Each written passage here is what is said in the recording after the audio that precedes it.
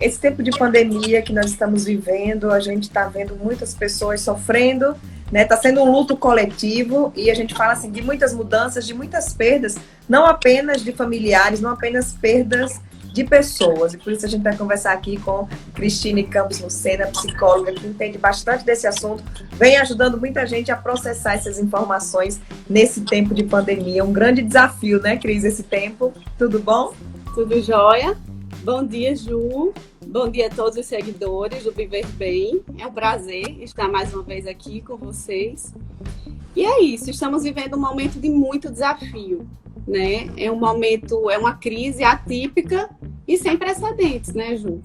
Nós nunca tínhamos vivido algo nessa proporção, né? O número de pessoas, o número de mortos num curto período de tempo, o número de mortos tão grande num curto período de tempo.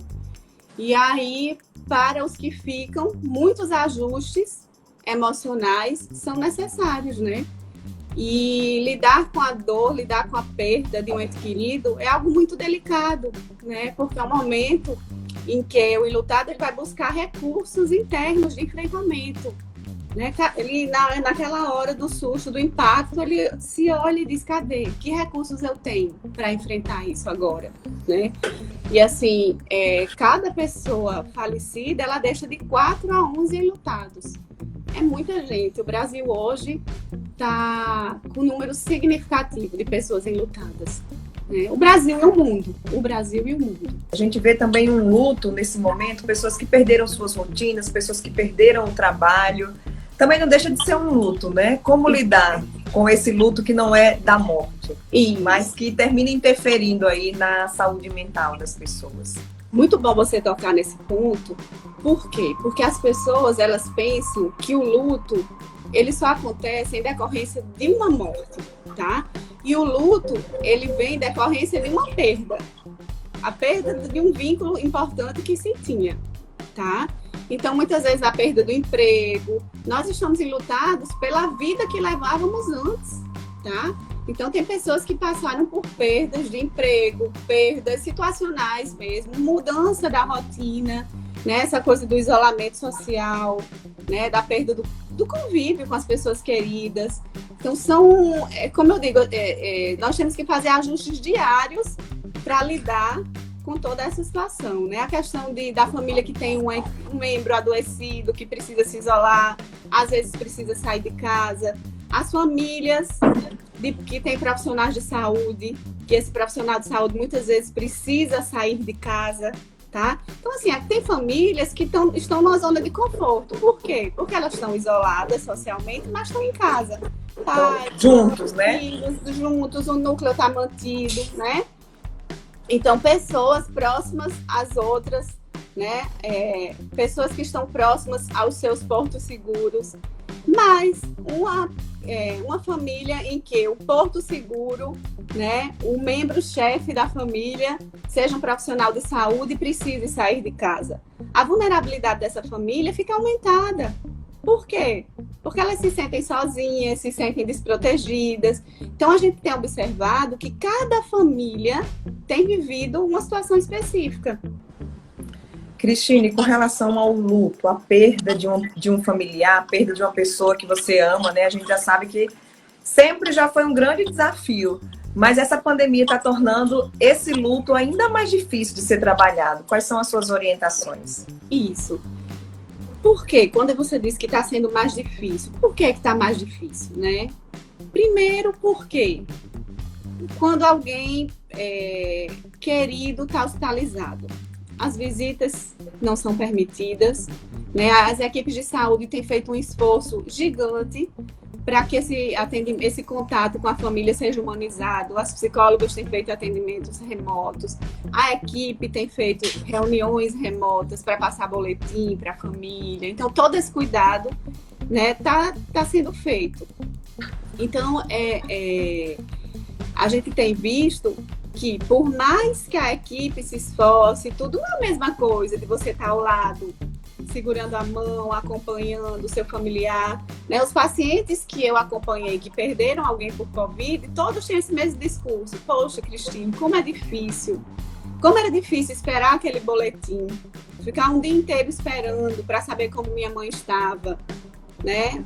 Por outro lado, com muita gratidão, até pela forma como foi conduzido, que o enfermeiro fazia videochamada, às vezes do próprio celular, né? Para poder a família, para que o paciente sentisse a família perto e vice-versa, né?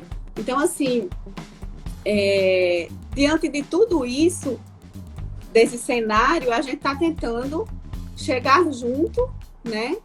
Por quê?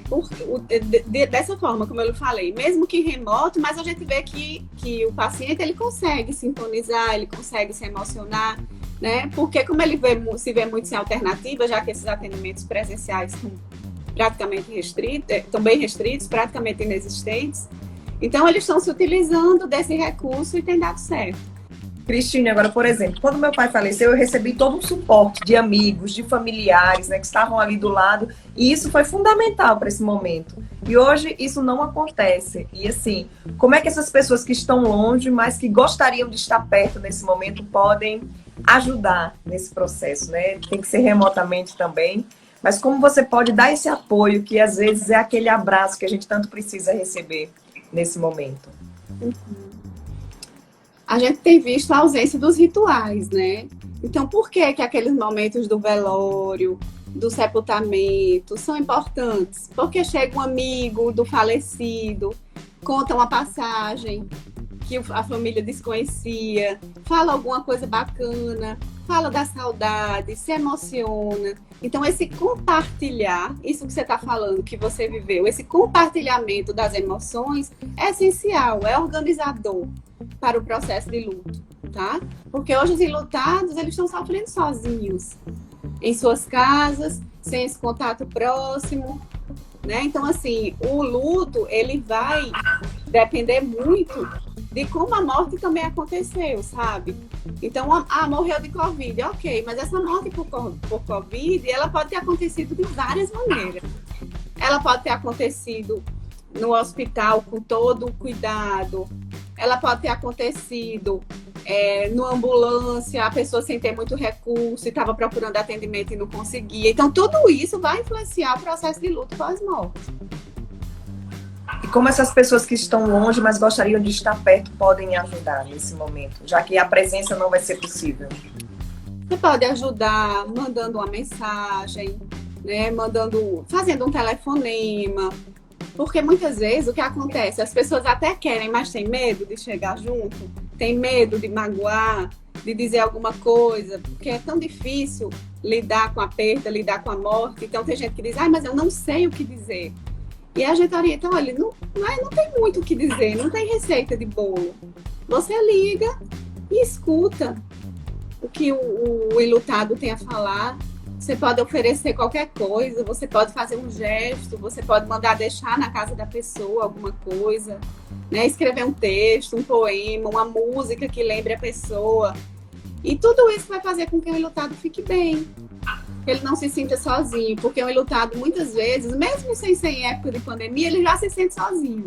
É uma queixa frequente. Eles dizem, olha, na primeira semana, até no primeiro mês, minha casa estava cheia. Aí depois as pessoas vão voltando às suas rotinas e eu me sinto muito só, né? Então hoje as pessoas já estão sós desde o início. Porque, de fato, em função do isolamento, não pode ter pessoas próximas.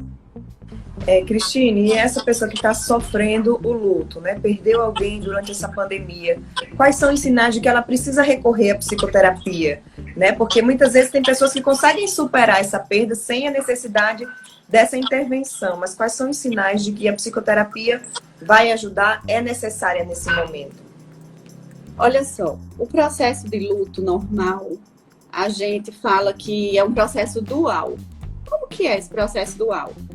A pessoa enlutada, ela está ora orientada para a vida, tentando reconstruir os projetos, tentando ver o que ficou, organizar a casa sem a pessoa. E ela está horas voltada para a tristeza, para a dor, ela chora. Então ela oscila. Eu digo que a oscilação é uma característica do luto, uma característica principal. Essa oscilação vai de um polo para outro.